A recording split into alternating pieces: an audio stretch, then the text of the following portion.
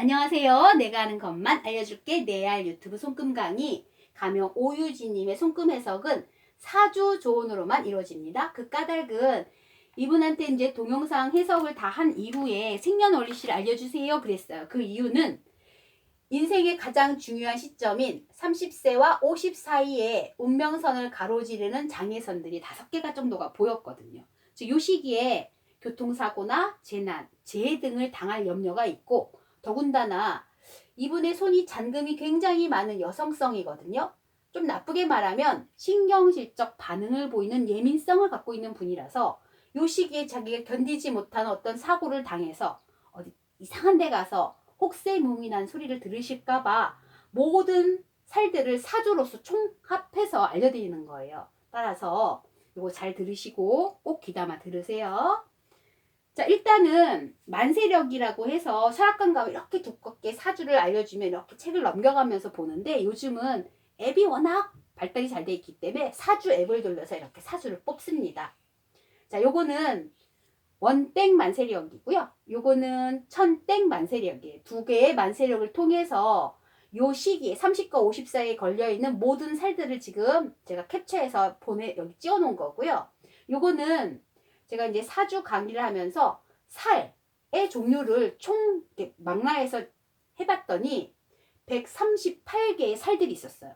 그 중에서 이분 사주에 맞게끔 여러 가지를 이렇게 조합해서 더 이상 재해살이 없을 만큼 모든 살들을 다 잡아낸 거예요. 이거 이외에 뭐 다른 살도 있는데 재해 관련된 살들은 이것만 있습니다. 따라서 어디서 이상한 소리 들으시면 안 되고요. 물론 제가 내가 아는 것만 알려줄게 라고 얘기하지만 138개까지의 모든 살들을 총망라했다 보시면 돼요.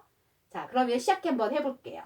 일단 이 사람의 운명선을 동영상에도 말했지만 운명선이 중간에 한번 이렇게 자리바꿈이 있어서 40세에 무언가 운명의 전환, 자리바꿈, 이동수가 있다고 봤어요.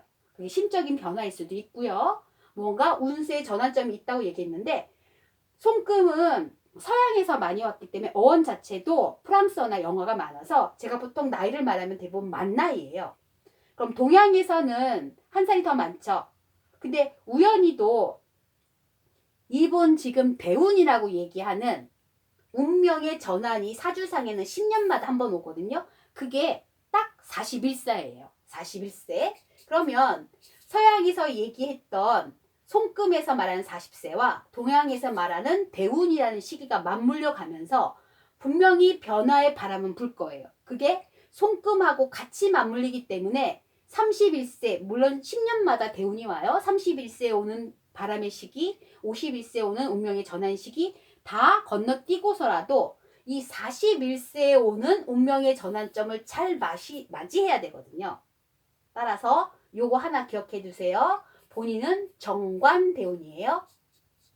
여자 정관대운 이렇게 치면 구글이나 네이버 검색이나 무슨 창이든 뜨면 다 떠 있으니까 한번 검색해 보시고 그것까지 설명하면 좀 오래 걸리니까 정관대운의 해가 41세에 옵니다. 만 나이 40세.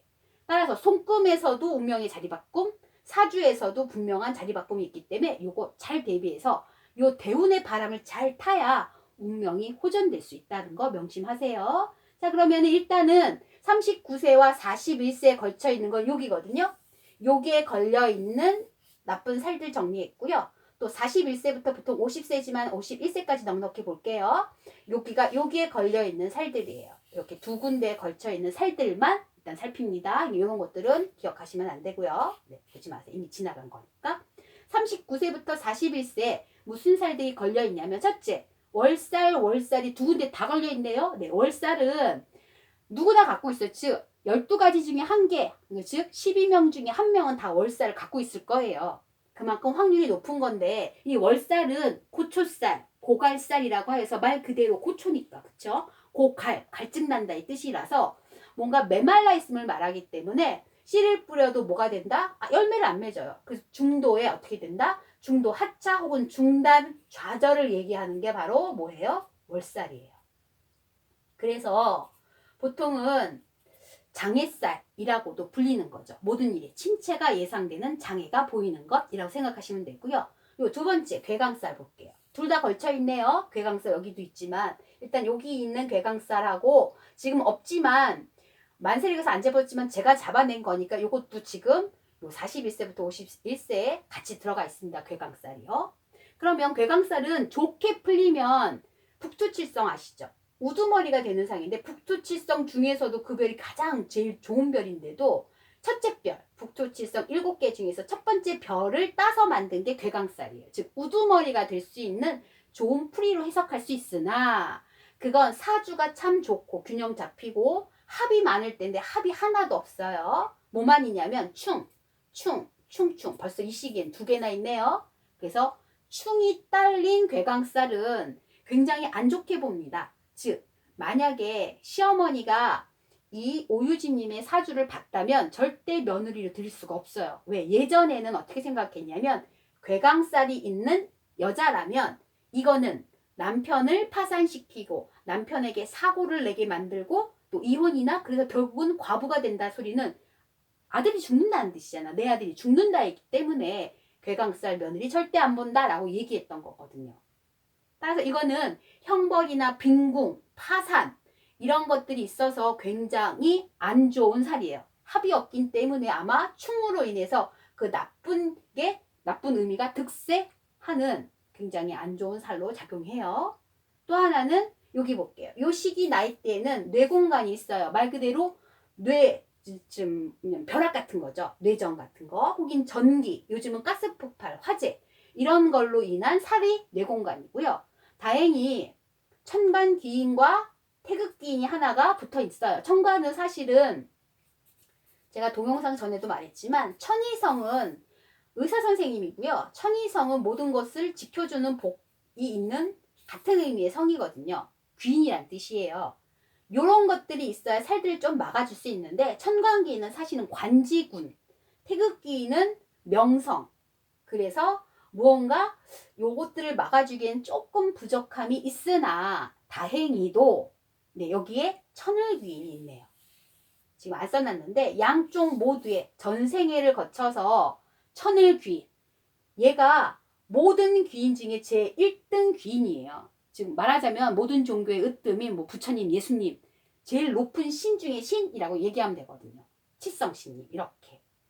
그래서 천을귀인이 다 잡아주긴 하는 거 꼭 기억해 두셔야 돼. 나한테 뭐가 있다? 천을귀인이 붙었구나.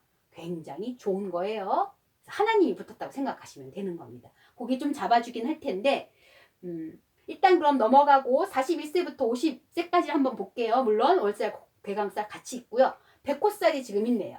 여기 어렸을 때도 한번 있지만 여기 지금 우린 요거 보는 거거든요. 지나간 것보다 여기 백호살 볼게요. 백호살은 말 그대로 하얀 호랑이가 어흥 하고 잡아먹는 살. 그래서 피를 흘리고 수술하고 안 좋은 살인데 교통사고나 재해가 있어서 특히 양인이란 살하고 칼이 든 살이죠. 인자가 칼도자라서. 그 다음 혈인살이라고 해서 역시 피를 흘리는 살이 있어요. 같이 이게 동주, 즉 같이 있었다면 정말 큰 사고 올 텐데 다행히 요 살은 없이 백호살만 있어요. 따라서 어쨌든 술적인 측면이 있어서 피를 조금 흘릴 수도 있고 또 교통사고의 위험성도 있으나 같이 묶여있지 않은 거 굉장히 다행스럽게 여기고 있는 거. 같이 있었으면 정말 큰일 날 뻔했어요. 다행히 양인과 혈인은 없어요. 그 다음 평두살 볼게요. 평두살 갖고 누가 무당될 팔자다라고 얘기하는데 사실은 평두살을 좀 유하게 말하면 도축업자나 식육업자 혹은 식당 하는 일 그걸로 칼을 휘두르는 일로 하면 괜찮은 사이라고 볼 수도 있어요. 근데 이제 이게 양인이란 살하고 겹치면 자해살이 되거든요. 다행히 이분 양인은 없다고 얘기했습니다. 그래서 평두살이 뭐 간단하게 피를 많이 흘리고 자해하고 자살하는 살로 번지지는 않았어요. 피가 조금 난다라고 생각하시면 돼요. 특히 이게 정말 자해살로 변한다면 예를 들어서 본인 오유진 성격에 못 잊어서 아이고 내 팔자야 그러면서 본인 스스로를 막 자책하고 자기를 막 때리고 분에 못 이겨서 물건을 확 던지는 게 아니고 오히려 나를 막 때리고 벽에다가 내 머리를 막 짓이기고 이렇게 자해나 그런 걸 하지 말아야 한다고 조금 얘기는 해주고 싶습니다. 화상살 얘기해 볼게요. 화상살은 요즘 그것이 알고 싶다 중에서도 특별히 뭐 피를 많이 흘리는 살인이나 이런 거에 관련된 그것이 알고 싶다는 좀 피해야 되고요. 공포 영화, 특히 피가 난자는 살인이 많이 들어있는 그런 영화들을 보면, 피를 흘리는 영화를 봤을 때 깜짝 놀래서 화상사를 당해서 심장 마비가 오거나 그럴 수 있으니까 조심하라는 거거든요. 따라서 공포 영화 요 시기에 40과 50 사이에 조금 피해 주셔야 됩니다. 금세관살 볼게요. 금세관살은 금, 은, 보석 혹은 쇳덩이가 가장 큰 역할을 할 텐데, 이것들로 인해서 무언가 변을 당하는 거거든요. 예를 들어서 낙하물이 떨어져서 머리를 다쳤는데 그 낙하물이 벽돌보다는 쇠붙일 가능성이 높은 거죠. 네. 그래서 금세관살은 또 유하게 풀면 쇠독 같은 것도 금세관살이에요. 쇠독이 올랐다 해서 피부병이 생기는 거 말하는 거고요. 따라서 바늘도 조금 조심해야 되고요. 그리고 이게 조금 더 나쁘게 풀면 도둑이거든요. 왜냐하면 자물쇠, 열쇠가 그 당시에 쇠붙이의 가장 일반적인 형태라서 도둑이 되거나 형법을 어겨서 범죄자가 되거서 그래서 옥살이를 할 수도 있는 것, 그게 금세관살이에요. 좋게 말하면 경찰이 될 수도 있어요. 좋게 풀린다면. 한번 나쁘게 풀리면 형법을 어겨서 감옥살이에 해당하는 것이라고 생각하실 수도 있어요. 다행히 태극기 역시 잡아주긴 하지만 태극기는 아까 말했죠. 병을 고치거나 액사를 막는 게 아니고 얘도 역시 성공에 관련된 그런 귀인이에요. 다만 본인은 어떤 귀인이 따라붙었다, 늘 평생에 천을 귀인이 있다라고 생각하시면 돼요. 따라서 천을 귀인인 고맙습니다. 그래야죠. 그리고 이제 건강적인 측면에서 제가 자궁 쪽에 문제가 있다고 한번 얘기했습니다. 금을 한번 볼게요. 손금. 자, 생명선 따라가 볼게요. 생명선의 끄트머리에 커다란 동글뱅이가 길쭉하게 있고 여기에 강력하게 하얀 여기 동그라미가 있어요. 여기에. 네. 그래서 생명선 끝에 나타난 선문양은 자궁병, 생식기 문제, 여자라면, 남자라면 전립선 쪽이겠죠. 그쪽에 생식기 계통의 난소 쪽에 문제가 있다라고 얘기해서 사주 보내주세요라고 얘기했는데, 네, 사주에서도 자궁병, 난소, 생식기 문제가 있어요 라고 얘기해요. 여기 보면 지금 노란색 보이시나요? 네, 토거든요 이게. 자, 8개의 글자 중에서 색깔 조금씩 다 틀리잖아. 까망 있고 하얀 있고 빨강 2개, 초록이 하나 없어요. 파랑색이 없어요.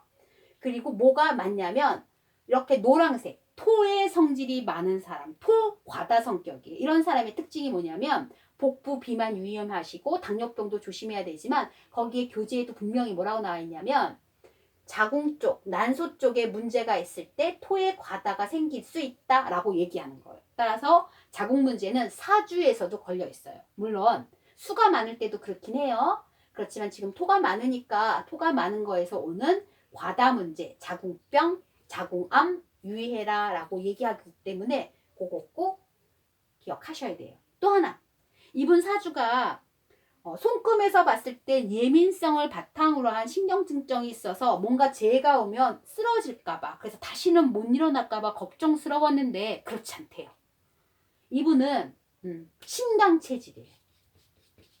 강하다는 뜻이에요. 신약이 아니라는 소리예요. 무언가보다 자기를 굳건히 지킬 수 있는 심지가 사주상에 꽉 차 있는 사람이에요. 흔들림이 없는 거예요. 그러니까 만사 오케이 라는 마음가짐을 분명히 갖고 있을 수 있는 분이에요. 괜찮아, 요즘은 괜찮아, 내가 견딜 수 있는 몫이야, 내가 해낼 수 있어, 이겨낼 수 있어, 이런 살이 와도 저리 가! 라고 쫓아낼 수 있어 라는 강력한 특징을 갖고 있는 분이기 때문에 본인이 스스로 나는 신강 체질이래, 천을 귀인이 붙었대, 모든 것들 다 물리칠 수 있어 라고 생각하시면 좋겠습니다.